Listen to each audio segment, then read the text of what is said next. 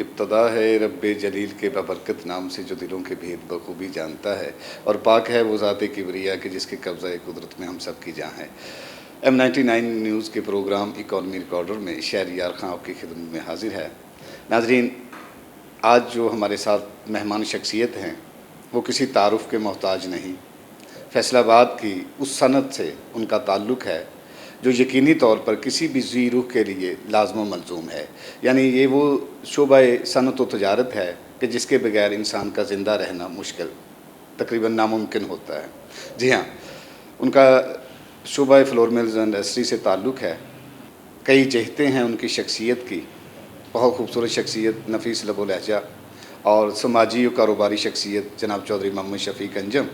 इनका तारफ़ कुछ इस तरह से भी है कि वो फैसलाबाद फ्लोर मिल्स एसोसिएशन के सदर हैं, federation of Pakistan chamber of commerce and industry के नायब सदर रहे, पाकिस्तान फ्लोर मिल्स एसोसिएशन के एग्जेक्टिव मेंबर रहे और पंजाब फ्लोर मिल्स एसोसिएशन के भी नायब सदर रहे।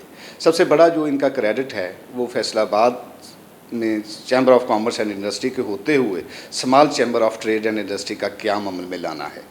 इनके साथ इनके चंद रफ़क़ाए-कार जो दीगर कारोबारी दोस्त थे, उन्होंने छोटे ताजर के लिए, ताजर काज के लिए, ताजरों के हकूक़ के लिए एक छोटा platform Faisalabad small chamber of trade and industry की बुनियाद रखी, जो अल्हम्दुलिल्लाह आज फैसलाबाद में ताजरों और बिलखसूस कॉटेज इंडस्ट्री के से रिलेटेड लोगों के लिए अपनी खिदमात अंजाम देने में मसरूफ़ कार है। तो जनाब, बिला किसी तौक़ुफ़ के हम अपनी मेहमान शख्सियत का से गुफ्तगू और मुलाकात का सिलसिला बढ़ाते हुए उनको वेलकम कहेंगे चौधरी शफ़ीक अंजम साहब को कि वो हमारे प्रोग्राम में तशरीफ़ लाए।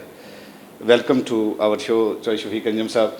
तो सबसे पहले चौधरी साहब, हमारा ये सवाल है कि फैसलाबाद माशाल्लाह एक सनती शहर है, आपने यहाँ पे चैम्बर ऑफ कॉमर्स भी मौजूद है, उसके होते हुए आपने बहुत काविश की, आपके दीगर दोस्तों ने, मियाँ ज़फ़र इकबाल हैं और दीगर दोस्त हैं, मलिक अशरफ साहब हैं जिनको मैं जानता हूँ, और दीगर दोस्त हैं, उन्होंने बड़ी मेहनत की और मेहनत करके ये Faisalabad small chamber of trade and industry का क़याम अमल में लाया। अब इसके हवाले से कुछ बताइएगा।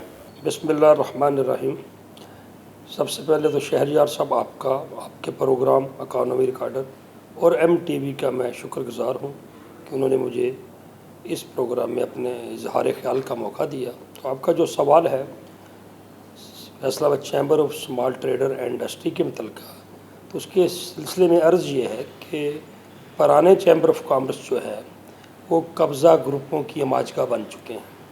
जो हमारे कॉरपोरेट सेक्टर के बड़े बड़े ग्रुप्स हैं उन्होंने वहाँ पे कब्ज़ा जमाया हुआ है, जिस वजह से जो कॉटेज इंडस्ट्री यानी जिसे हम SMEs कहते हैं उनकी वहाँ पे सुनवाई नहीं है।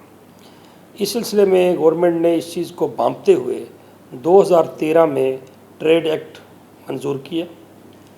उसके तहत उन्होंने स्मॉल चैम्बर्स कायम करने के लिए दरख्वास्तें मांगी। तो फैसलाबाद से मैंने दरख्वास्त पेश की और लोगों ने भी की, लेकिन जो उनकी रिक्वायरमेंट थी वो मैंने फुलफ़िल कर दी, बाकी ना कर सके। तो इसलिए मुझे Faisalabad chamber of small trader and industry का लाइसेंस 6 जून 2013 को इशू हुआ, जिसके तहत ये चैम्बर वजूद में आया। आज अल्हम्दुलिल्लाह 2020 में इसकी मेंबरान की तादाद 1000 से ज़्यादा हो चुकी है। तो ये SME सेक्टर में इस वक्त 9 चैम्बर वजूद में आ चुके हैं पूरे मुल्क में, जो मुख्तलिफ़ शहरों में हैं। और Faisalabad chamber of small trader and industry को पंजाब का पहला चैम्बर होने का आज़ाज़ हासिल है। इसी के प्लेटफार्म से मैं 2018 में FPCCI जो हमारे चैम्बर्स एंड एसोसिएशंस की एपेक्स बॉडी है उसका वाइस प्रेसिडेंट भी रहा हूँ।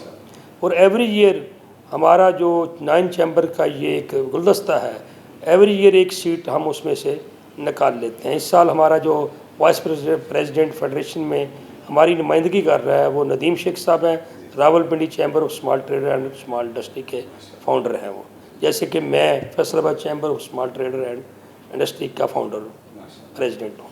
ये बहुत बड़ा क्रेडिट है जी चौधरी साहब आपका। तो और इसका जो करदार है, जो हमारे SMEs हैं, ताजर हैं, सनतकार हैं, ट्रेडर हैं, उनके लिए ये प्लेटफार्म बेहतरीन सर्विसेज फराहम कर रहा है। और इसकी services same chamber of commerce की सर्विसेज के मुताबिक होती हैं। फ़र्क कहाँ पे है? फ़र्क ये है कि वहाँ पे 2 क्लासेस हैं, एक कॉरपोरेट क्लास है, एक एसोसिएट क्लास है। यहाँ पे सिर्फ एक ही क्लास है, महमूद और अय्याज़ एक ही साथ में हैं। तो इसलिए यहाँ पे सबको एहतराम मिलता है, उनके मेंबरान के मसाइल का हल निकाला जाता है। और आपको पता है कि चैम्बर का किरदार हमेशा मेंबरान और गवर्नमेंट के दरमियान ब्रिज का होता है, तो हम वो किरदार बाखूबी सर अंजाम दे रहे हैं। चैम्बर के अंदर मुख्तलिफ वज़ारा, सफ़ारा और जो कॉरपोरेशन के सरबराहान हैं वो आते हैं, अपने अपनी कारकर्दगी बताते हैं, अवेयरनेस देते हैं मेंबरान को। MBR के लोग आते हैं, अदर जितने भी रेलिवेंट गवर्नमेंट रेलिवेंट अदारे हैं उनके लोग आते हैं और अपने अपने अदारे की जो खिदमत हैं वो बताते हैं और हमारे मेंबरान को उससे इस्तिफ़ादा का मौका मिलता है। इसके साथ साथ नेशनल सतह पे जो एग्ज़िबिशंस होती हैं और इंटरनेशनल सतह पर जो एग्ज़िबिशन होती हैं उसमें हमारे वफूद जाते हैं समाल चैम्बर के हवाले से।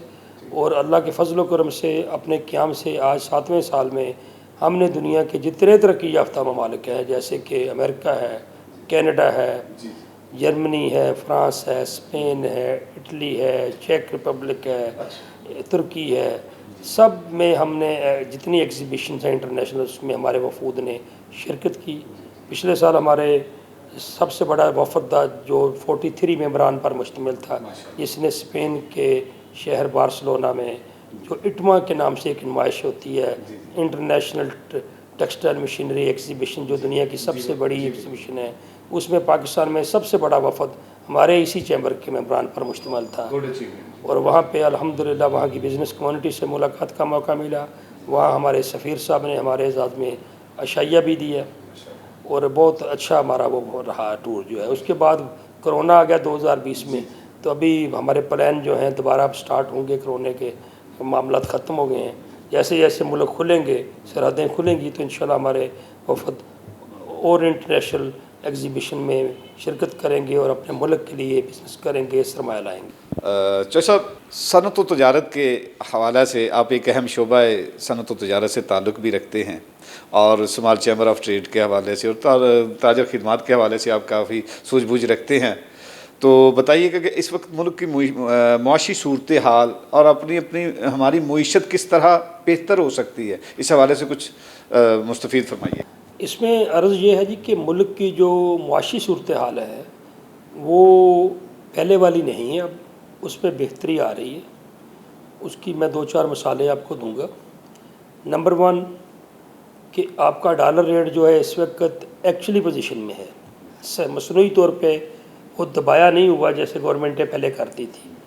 अब वो असल रेट पे फ्लक्चुएट कर रहा है मार्केट। इसकी वजह से आपके स्टेट बैंक के पास जो डॉलर है गवर्नमेंट के पास, उस पर प्रेशर कम है। दूसरे नंबर पे गवर्नमेंट ने कोरोना की वजह से जो रिलीफ दिए है इंडस्ट्री को, वो भी काबिल सताइश है। तीसरे नंबर पे आपका मार्कअप रेट 14% से 7 पर आ चुका है, ये भी काबिल तारीफ़ है और इसको मज़ीद कम होना चाहिए ताकि हम इंटरनेशनल मार्केट का मुकाबला कर सकें। उसके साथ साथ आपका इंपोर्ट बिल बहुत हद तक कम हो चुका है। अब आपका जो फ़र्क है एक्सपोर्ट और इंपोर्ट का, उसमें बहुत फ़र्क आ चुका है, यानी आपके डॉलर के ऊपर प्रेशर कम हो चुका है। ठीक जी। और लास्ट पे आपका जो एक्सपोर्ट है वो 18 अरब डॉलर तक जो गिर गई थी, इस वक्त 23-24 अरब डॉलर तक पहुंच चुकी है। ये एक खुशाइंद बात है। और उसके साथ साथ आपका जो फॉरेन रेमिटेंस है ओवरसीज़ पाकिस्तानी, वो भी एक माह के हिसाब से आप एवरेज लगा लें कि 2 अरब डॉलर भेज रहे हैं, यानी साल में 24-25 अरब डॉलर आपको वो भी आ रहा है। 24-25 अरब डॉलर वो आएगा, 24-25 अरब डॉलर क्या एक्सपोर्ट करेंगे, तो आपका पास डॉलर मुल्क में 50 अरब डॉलर आ गया ना, राउंड अबाउट। जो आपने लोन वगैरह लेने हैं वो अलहदा है। अब वापस जो जाना है डॉलर, वो कहाँ पे जाना है? इंपोर्ट की सूरत में डॉलर वापस जाएगा। जो लोन हासिल किए हुए हैं पहली गवर्नमेंटों ने और मौजूदा गवर्नमेंट ने, उनकी किस्तें जाएंगी, उनका सूद जाएगा।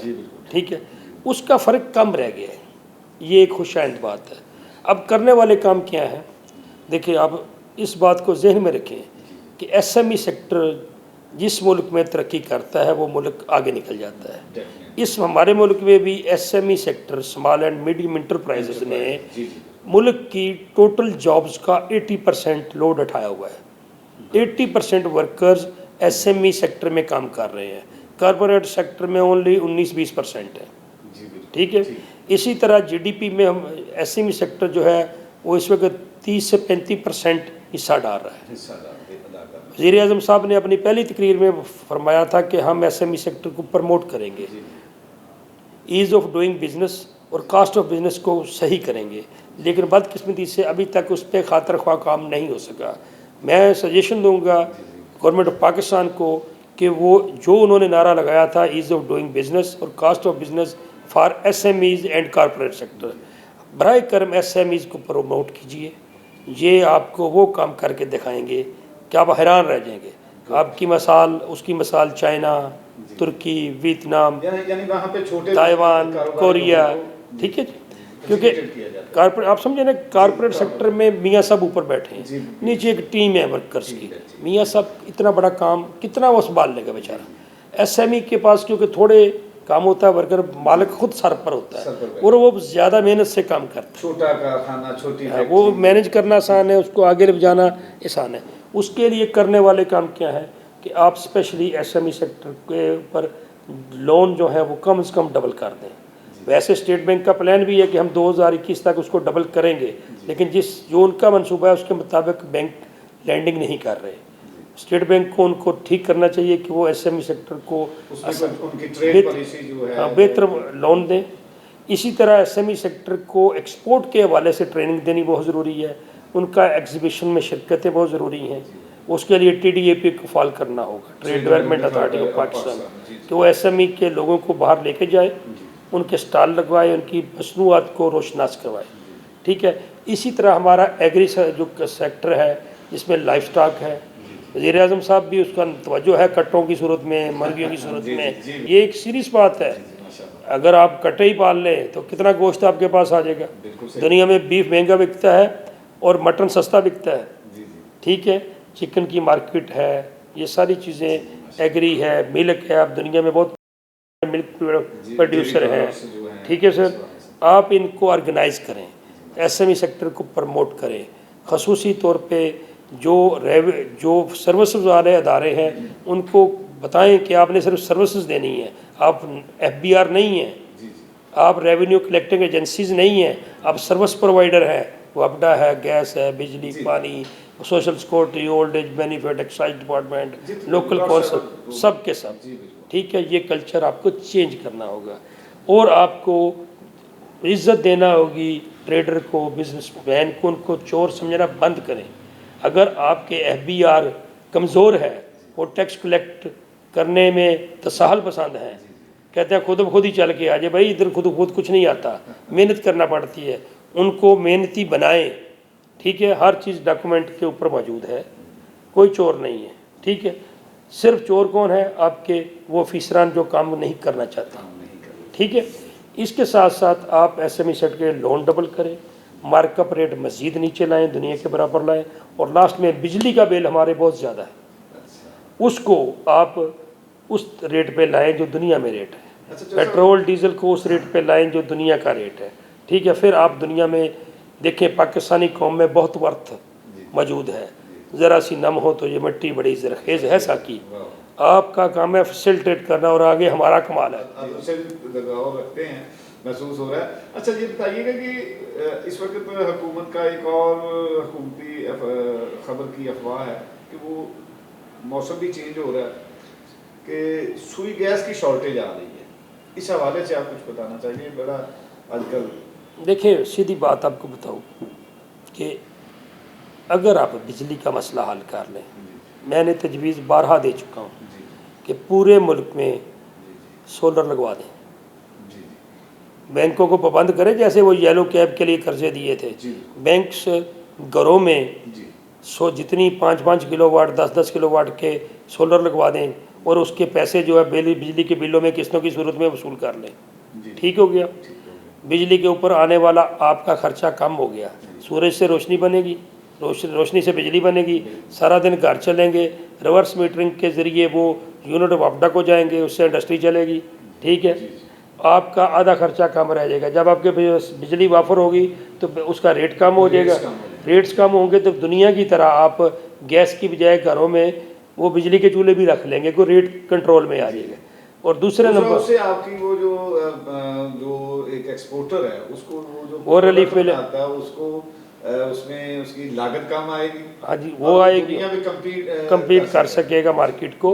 और इसके साथ साथ जब तक आपके पास गैस कम है तो LNG का आपके मुआहदे मौजूद हैं, उसके साथ कतर के साथ मौजूद हैं, ईरान के साथ भी करें, रशिया के साथ भी करें, जहाँ से सस्ती मिलती है नहीं है भाई, कौन रोकता है। ठीक है, फैसिलिटेट करें निजी शोबे को, हर्डल्स ख़त्म करें, निजी शोबा खुद इंपोर्ट कर लाएगा, जहाज़ ले आएगा बार बार के, कंपटीशन की फ़ज़ा बनाएं। यहाँ पे जो एक वो कार्टल बने हुए हैं, अजारादारी हैं, वो ख़त्म करें, खुली मार्केट का तस्वर दें, सब ठीक हो जाएगा। जी sir, small chamber of trade and industry के हवाले से आपके कुछ ट्रेड सेमिनार्स होते हैं जिनके छोटे ताजरों के लिए कोई अवेयरनेस या उनके लिए कुछ ट्रेनिंग का ऐसा कोई एहतमाम किया जाता हो जिसमें वो उनको अपने बिजनेस से रिलेटेड मालूमात मिलती हो, या ऐसा कोई है? उसमें अर्ज ये है कि जो हमारा जो माटो है कि हमने जो हमारे मुल्क में बिज़नेस कर रहे हैं या करना चाहते हैं, हमने उन दोनों शोबों को प्रमोट करना है। जो करना चाहता है उसके लिए टोटल ट्रेनिंग अवेयरनेस सारा चैम्बर में मैसर है। जो कर रहा है और अपने बिज़नेस को बढ़ाना चाहता है उसके लिए भी ये तमाम इंतज़ाम मौजूद हैं। हम ट्रेनिंग भी देते हैं, बिज़नेस करने का तरीका भी बताते हैं, इंपोर्ट का, एक्सपोर्ट का, अपने रिटर्न कैसे फ़ाइल करनी है, FBR में टैक्सेस कैसे पे करने हैं, ये सब तरीके हमारी ज़िम्मेदारी है बताना।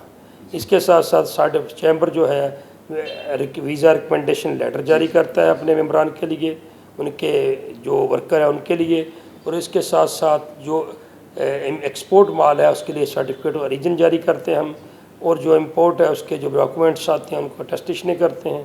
Trade development authority of Pakistan, हाँ, और उनके साथ हमारा लाइजान रहता है, TDCB के साथ, और पूरे जितने भी मुल्क के अदारे हैं सबके साथ हमारा रब्ता रहता है। हम अपने मेम्बरान की खिदमत के लिए, फलाह बहबूद के लिए दिन रात हम कोशिश हैं। जी साहब, आपके शुबा सनत के हवाला से क्या, चूँकि फ्लोर्स में इंडस्ट्री के नुमाइंदा हैं, फ्रेश फ्लोर में उसके आप चीफ एग्जीक्यूटिव भी हैं और इसी हवाले और सदर भी हैं फैसलाबाद फ्लोर में एसोसिएशन के, तो ये बताइएगा कि लाहौर में इस वक्त 20 किलो के आटे का थैला जो है वो तकरीबन नायाब हो चुका है, तो आने वाले दिनों में क्या फैसलाबादियों के लिए भी ऐसी कोई सूरत पैदा हो सकती है?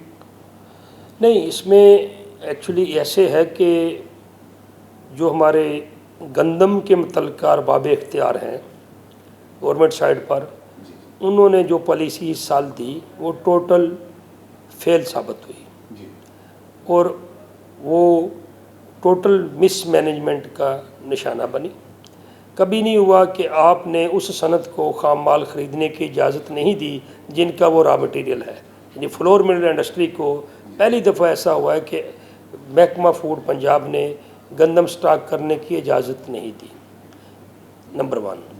नंबर 2, जो उन्होंने अपना टारगेट मुकर्रर किया था 45-50 लाख टन का, वो भी वो अचीव ना कर सके। ठीक है। नंबर 3, जब उन्होंने देख लिया कि हमारे पास गंदम कम है तो उनको चाहिए था कि वो जून जुलाई में ही बैरून मुल्क सौदे कर लेते। उस वक्त बैरून मुल्क गंदम का रेट $190 था, जो आज $290 पर चला गया है। ठीक है, वो भी इन्होंने डिले की, लेट किया। अब जितनी गंदम पंजाब गवर्नमेंट के पास मौजूद है और जितनी हमारी रिक्वायरमेंट है पंजाब की आबादी की, वो उसकी ज़रूरत से कम है, इसलिए वो 50% कोटा हर शहर की ज़रूरत से कम दे रहे हैं। जैसे अगर फैसलाबाद में 20,000 बोरी की ज़रूरत है तो वो 10,000 दे रहे हैं। अब ऐसे ही लाहौर की पोजीशन है, ऐसे पिंडी की पोजीशन है, ऐसी तमाम अजला की पोजीशन है कि जहाँ पे ज़रूरत 2 रोटियों की है तो वहाँ गंदम 1 रोटी की फराहम की जा रही है। अब फैसलाबाद में की वजह से ये सूरत हाल पैदा होती है। यस, फैसलाबाद में आम हालात में 60 से 70,000 बैग 20 kg के रोज़ाना हम शहर में हमारे फ्लोर मिल में ब्रांड फराहम करते हैं। इस वक्त जो हमें कोटा दिया जा रहा है वो 31,000 बैग का है। अब इससे आप एस्टिमेट कर लें कि जो बाकी 30-40 हज़ार बैग रोज़ाना चाहिए होता है वो किधर से आएगा? वो जो प्राइवेट गंदम महंगे वाली है उसको ख़रीदते हैं हम, उसको फिर 15 किलो बैग बनाते हैं, उस तरह हम वो शॉर्टफॉल पूरा करते हैं। अब जो 860 वाला आटा है वो तो 31,000 बैग शहर में रोज़ाना जाते हैं, ज़रूरत होती है 70,000 की, इसलिए बाकी बैग जो है वो 15 किलो वाले जाते हैं। प्राइवेट गंदम जो हम परचेज़ करते हैं लोकल मार्केट से, या जो इम्पोर्टेड वीट अभी आ गई है कराची में, वहाँ से कुछ फ्लोर, हाँ जी, यूक्रेन से जो आई है और प्राइवेट इम्पोर्टर्स ने उसको इम्पोर्ट किया है, उसमें से कुछ लोग ख़रीद लेते हैं दोस्त। तो इस तरह उसका आटा बनाकर हम मार्केट में दे रहे हैं। शुक्र अल्हम्दुलिल्लाह कि पूरे पंजाब में आटे की शार्टेज कहीं पर नहीं है, लेकिन वो 860 वाला आटा तो उतना ही दस्तयाब होगा ना जितना कोटा मिलेगा। बाकी जो ज़रूरतें हैं वो 15 किलो बैग जो फ़ाइन आटे की सूरत में बनता है प्राइवेट गंदम से, उससे वो पूरी हो रही हैं। और वो आटा महंगा है क्योंकि उसकी वजह कि वो जिस गंदम से बनता है वो गंदम 2200 रुपये माना है। अब 860 वाला आटा जिस गंदम से बनता है उसका रेट 1475 है, और 15 किलो वाला फ़ाइन आटा जो वाइट आटा जिसे हम कहते हैं वो जिस गंदम से बनता है उसका रेट 2200 रुपये माना है। इसी तरह सबसे फिर आगे आटे का रेट। तो सर गुज़श्ता चंद माह से और बिलखसूस कोरोना के अयाम से आटे की कीमतों का बढ़ जाना और गैर मेयारी आटे की फराहमी, ये क्या मामला था? उसमें सर ये ऐसे है ना कि हमारा माशरा करप्शन का शिकार है, अखलाकी इन्हतात बहुत ज़्यादा बढ़ चुका है। पहले ये होता था कि हमारे फ्लोर मिल्स वालों के पास अपनी स्टोर शुदा गंदम होती थी जो बेहतरीन क्वालिटी की होती थी। हमें महकमा फूड पंजाब से अगर नाकिस गंदम भी मिलती थी तो हम उसमें मिक्स करके अच्छे वाले गंदम उसकी क्वालिटी बना लेते थे। इस साल इन्होंने हमें स्टोर तो करना ही नहीं दी। अब पाकिस्तान पंजाब की किसी फ्लोर मिल में कोई स्टोर शुदा गंदम नहीं है ना प्राइवेट। हमें जितना गंदम ये रोज़ाना देते हैं महकमा फूड वाले, वो अच्छी आ जाती है तो अच्छा आटा बन जाता है, वो गंदी दे देते हैं तो वो गंदा बन जाता है।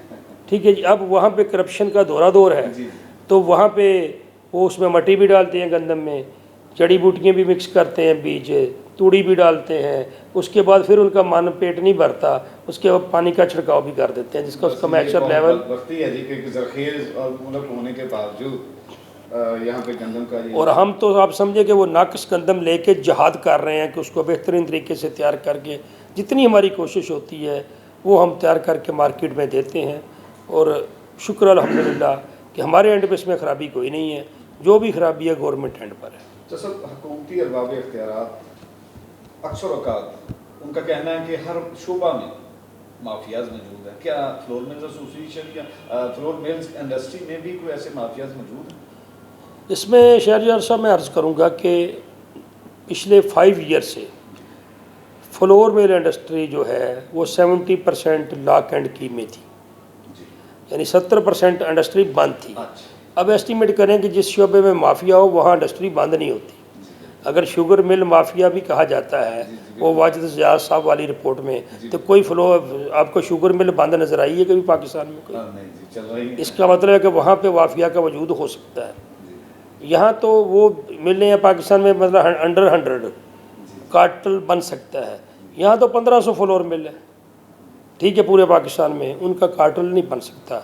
या इसमें किसी माफिया की कोई गुंजाइश नहीं है ना, क्योंकि आप इसका कंपटीशन इतना ज़्यादा होता है। आप एस्टिमेट करें ना कि अगर इसमें माफिया हो तो इसका मतलब है कि बहुत प्रॉफिट हो, जब प्रॉफिट आए तो वो इंडस्ट्री कभी बंद नहीं होती।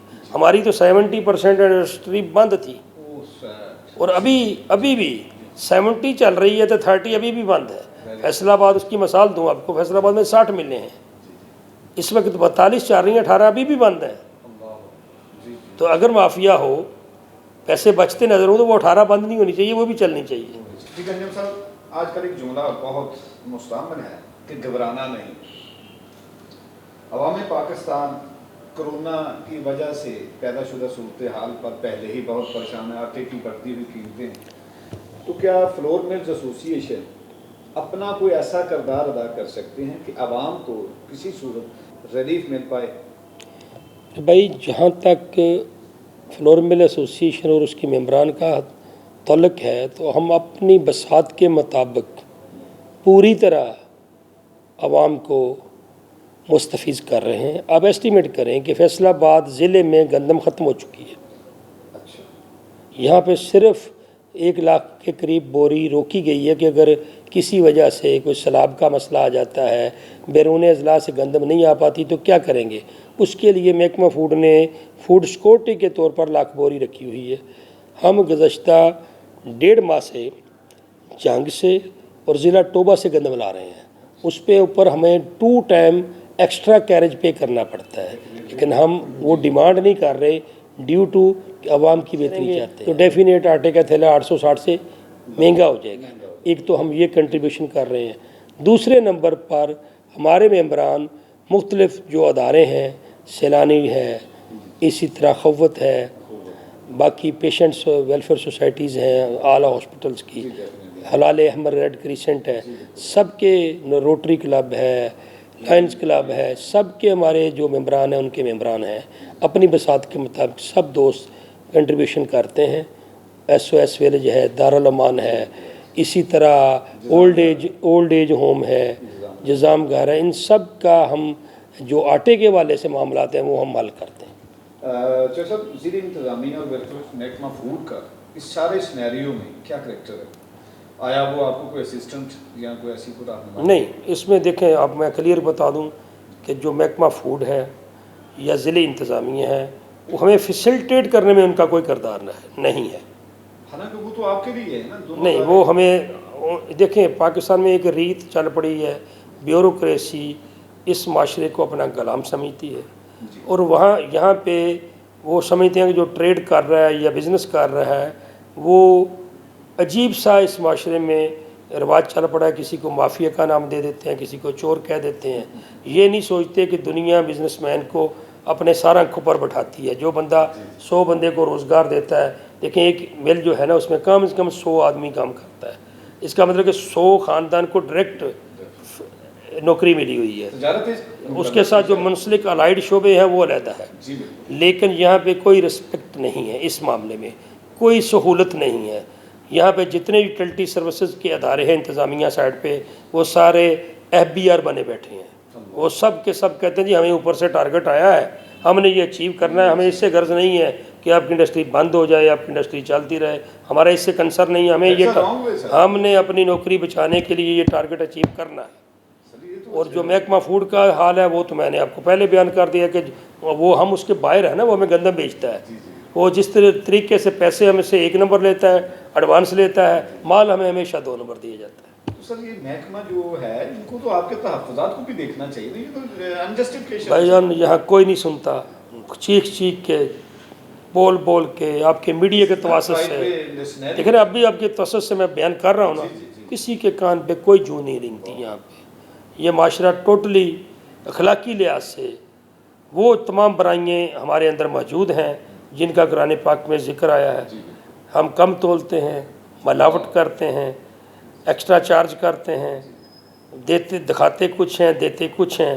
इसमें यह नहीं है कि वो साइड ही ख़राब है, हमारे अंदर भी काली बेड़े मौजूद हैं। बहरहाल मेरा पैगाम सब के लिए ये है कि जिसने मर जाना है फ़ौरन उसका हिसाब शुरू हो जाना है। इसलिए अपना अपना हिसाब याद रखे हर आदमी, मेरे समेत, कि हम सिरात मुस्तकीम पर चलें, सही काम करें, अल्लाह भी राज़ी होगा, उसकी मखलूक भी राज़ी। नबियों का पेशा है। जो साहब, शहर की तामीर और तरक्की में फ्लोर मिल्स एसोसिएशन और small chamber of trade and industry का क्या किरदार है? इसमें सर जहाँ भी हमारी ज़रूरत पड़ी है ज़िले इंतज़ामिया को, चाहे वो शहबाज नगर का मनसूबा हो, चाहे वो बिलियन ट्री का मनसूबा हो, ग्रीन फैसलाबाद ग्रीन पाकिस्तान, इसी तरह सैलाब का मसला हो, ज़लज़ले का मसला हो, एनीवन, हम हर जगह पे अपनी ज़िले इंतज़ामिया के शाना बशाना खड़े रहे हैं। उसका मिसाल हमें मिलने वाली शील्ड्स हैं जो हमें हर अदवार में मिलती रही हैं, क्योंकि देखिए ये हमारा शहर है, इसको हमने संवारना है। अगर इस शहर पे, हमारे मुल्क पे कोई आफत आती है, अल्लाह ताला हम सबको बचाए, तो उसका हमने उसमें अपना हिस्सा डालना ही डालना है। तो सर एक अचानक सवाल है आपसे, तो अनएक्सपेक्टेड ही मैं कह रहा हूँ कि शफीक वेलफेयर फाउंडेशन के हवाले से आप बताइएगा कि आपकी क्या खिदमत है। माशाल्लाह मुझे पता है कि आप बहुत काम कर रहे हैं, मैंने लोगों से सुना है, मेरा एक एज ए मीडिया पर्सन मैंने काफ़ी आपने काम किया। अल्लाह करीम आपको जज़ीमत आप हमारे इस हवाले से थोड़ा सा बताना पसंद करेंगे। शहरयार साहब उसमें क्योंकि वो एक हमारा और अल्लाह ताला का मामला खालिस, उसमें बिल्कुल हम एडवर्टाइज़ नहीं करते। लेकिन अब आपने सवाल कर दिया तो अर्ज़ ये है कि शफीक वेलफेयर ट्रस्ट जो है वो 1999 से काम कर रहा है और खामोशी से काम कर रहा है और माशरे के जो भी पिसे हुए तबके हैं उनकी बेहतरी के लिए, जैसे कि यतीम और मुस्तहिक बच्चों की शादियों के सिलसिले में, बेरोज़गारी के सिलसिले में, जो भी तालिब इल्म है उनकी तालीम के सिलसिले में और हेल्थ के जो मसाइल हैं सबके सिलसिले में शफीक वेलफेयर ट्रस्ट अपना करदार सर अंजाम दे रहा है। इससे ज़्यादा मैं उस पर बात नहीं करूँगा क्योंकि वो खालिस्तान अल्लाह ताला की रज़ा का मामला है, उसमें उसके हवाले से एडवर्टाइज मैं नहीं लाइक करता, ना मेरे जो उसके बोर्ड ऑफ डायरेक्टर के मेम्बरान है कोई भी नहीं करता। जी नाज़रीन, ये थे चौधरी मोहम्मद शफीक अंजम जिनसे हमारी शहरा से गुफ्तगू हुई। उम्मीद वासिक है कि आप हर मुमकिना तौर पर महजूज़ भी हुए होंगे और मुस्तफ़ीद भी हुए होंगे और बिलखसूस छोटे ताजर भाइयों के लिए उनके जो जज्बात और ख़यालात थे और हुकूमती अरबाब इख्तियारात तक उन्होंने जो अपनी आवाज़ पहुँचाने की कोशिश की है वो यकीनन लायक तहसीन है। अल्लाह ताला हम सब का हामी व नासिर हो। अल्लाह हाफिज़। Hey there. Subscribe to my channel. And also press this bell icon.